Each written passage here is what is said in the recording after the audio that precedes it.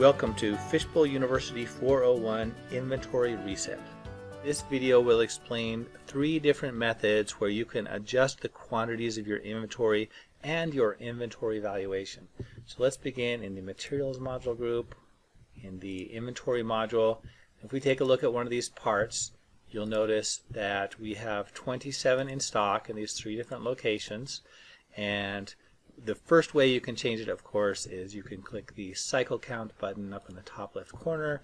It makes you choose which location you'd like to add or remove inventory from, but you can skip this step by clicking cancel and then simply select the row you want to choose and choose the row specific cycle button on the right.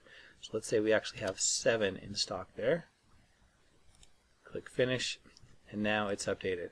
Now, as you'll see in the costing tab, these 2 that I just added, this comes in at the last cost I was using, or rather in my case it's the average cost, because I happen to be using an average cost database. So that will change if you have LIFO or FIFO or standard cost. But if you would like to actually bring this in at a different amount, you have a couple other options. For example, you could click the add button, choose your location, click next, add your 2 there, and now you can actually manually set the cost that these come in at, as if you had purchased them on a PO, and then in that case, of course, the cost would come from the PO itself. And now when we click the costing layer, you see there's my 2 additional ones at $13. If you would like to eliminate all of these different costing layers and bring all your inventory back in at a specified amount, then we'll need to cycle all of this out of inventory and then put it back in. And then you could use the CSV import and export. This is also much more efficient if you want to adjust quantities of many parts at once. So first I'll export our cycle count data, and by default, of course, this will save to my documents folder.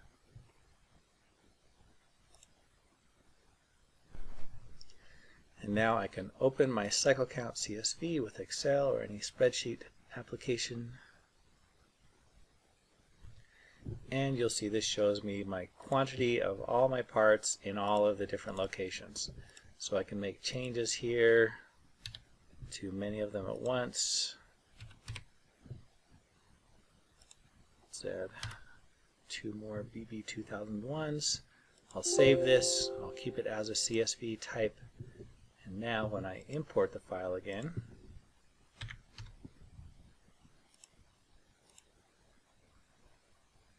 I get an error because you may have noticed that on line 23 I start a new part, but look right before this line.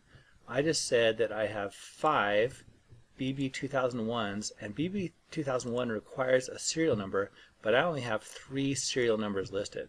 So I'm going to need to add 2 more serial numbers for this so that those numbers will match. Of course, I'm going to have to change those because serial numbers must be unique. And now when I save it,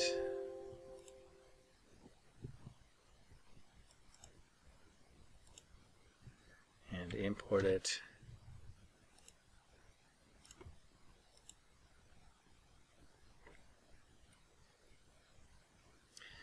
it imports successfully, and if I look at my BB 2001s, you'll see that I have my 2 additional inventory quantities in that location, and all 5 of my serial numbers are listed. Notice also that the cycle count CSV has a column named quantity committed. So I'm going to lock that header.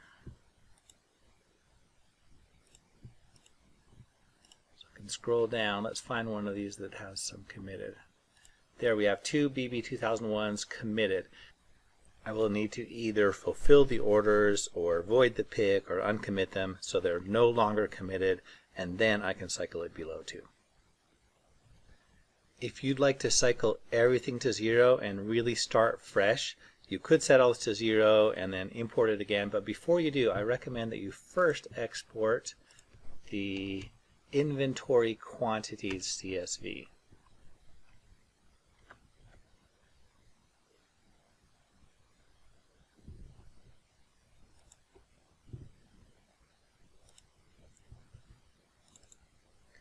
Now you have a chance to set the cost when you add them back in, and in your cycle count CSV you can set everything to 0, while in your inventory quantity CSV you can set everything to the correct number.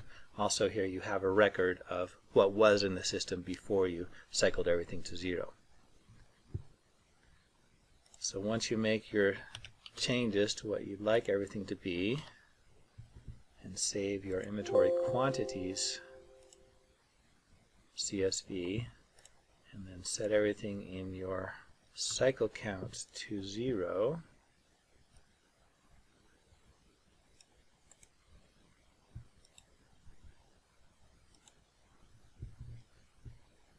save that.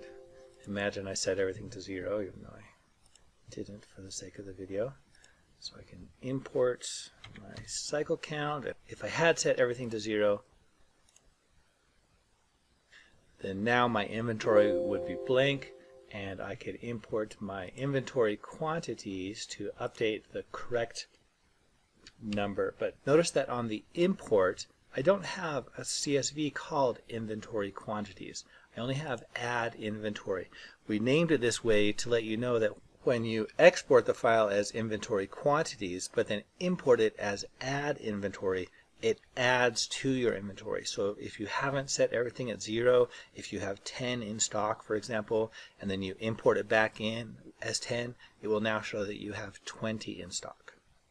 Since I have not set my inventory to 0, as you can see from the search pane here, watch what happens when I import this and my inventory quantities double.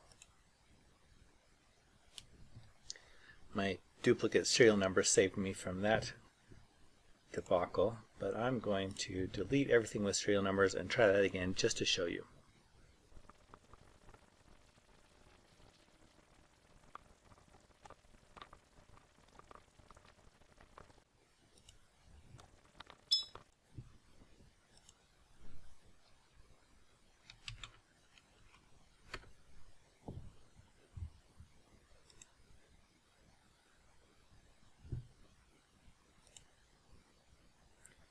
And you see my inventory quantities of anything that I didn't delete from that add inventory import have now doubled.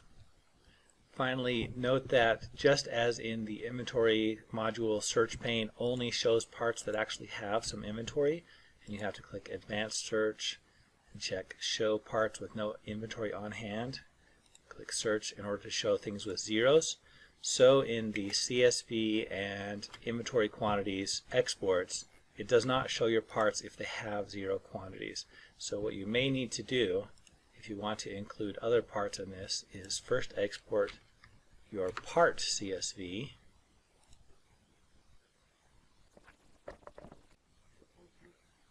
and then copy in the information from the matching columns. So for example, you see that inventory quantities has part number, part description, and so forth. Part number and part description match in the part CSV, so you can copy these and add them to your inventory quantities CSVs.